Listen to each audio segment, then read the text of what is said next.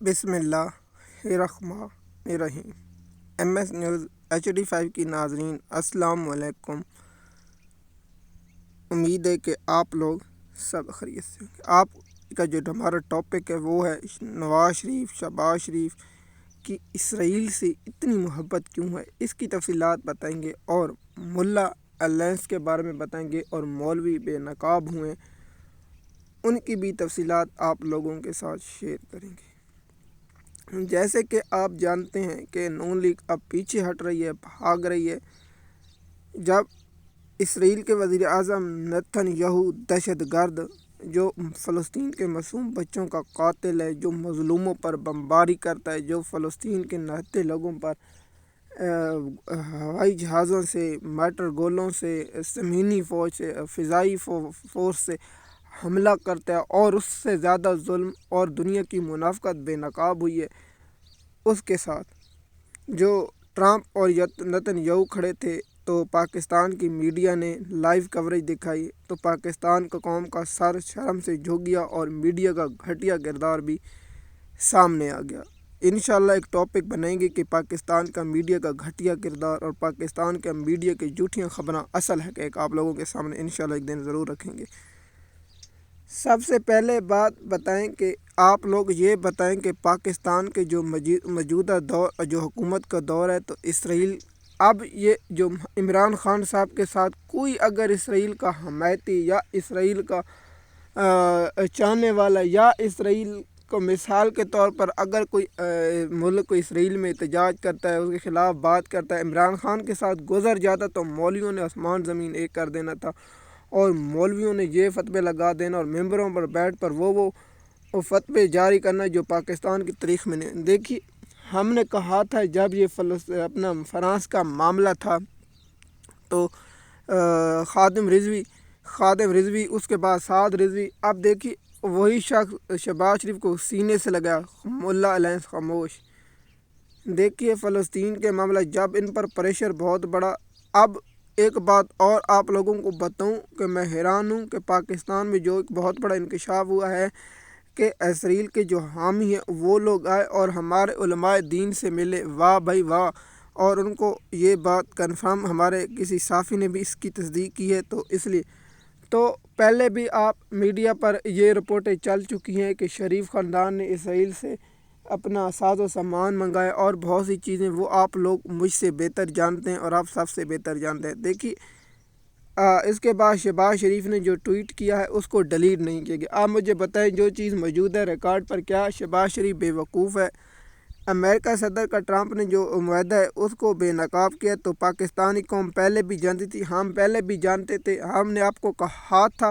کہ پروٹوکول امریکہ ایسے نہیں دے۔ اب دیکھتے ہیں کہ امریکہ کا اس پر کیا رد عمل ہے، یہ ساکھ ڈال، یا یہ امریکہ کو کہا گیا کہ ہم پاکستان میں جا کر یہ کریں گے، پاکستانی قوم کو بے وقوف بنائیں گے، کیونکہ بے وقوف نون لیگ کو بنایا جا سکتا ہے، نون لیگ کے ورکروں کو بنایا جا سکتا ہے، مولویوں کو بنایا جا سکتا ہے، کیونکہ مولویوں کو پتہ ہے ہمارے ابوؤں کو حکم ہے ان کے خلاف تو ملا الائنس نہیں جا سکتا۔ تو اسرائیل کے وزیر اعظم کی تقریر پاکستان کی لائیو ٹیلی ویژن، ایئر وائی، سما نیوز، دنیا نیوز، ایکسپریس نیوز، 92 نیوز، 24 ٹیو، سنو ٹیو، ایکسپریس نیوز، اور بہت سے جو چینل ہے پاکستان کے جو نجی چینل ہے بڑے بڑے، ان پر دکھایا جا سکتا ہے، لیکن عمران خان کا نام نہیں لیا جا سکتا، نہ عمران خان کی تصویر دکھائی جا سکتی ہے، لیکن ان کا جو وزیر نیتن یاہو ہے، پاکستان کی میڈیا کا ابو، نون لیگ کا ابو، زرداری خاندان کا ابو، اس کی تصویر دکھائی جا سکتی ہے، لیکن عمران خان صاحب کی تصویر نہیں دکھائی جاتی۔ دیکھیے جو معاہدہ خفیہ کمروں میں کیا، تو ہم نے پہلے بھی کہا تھا کہ ٹرمپ وہ نہیں ہے جو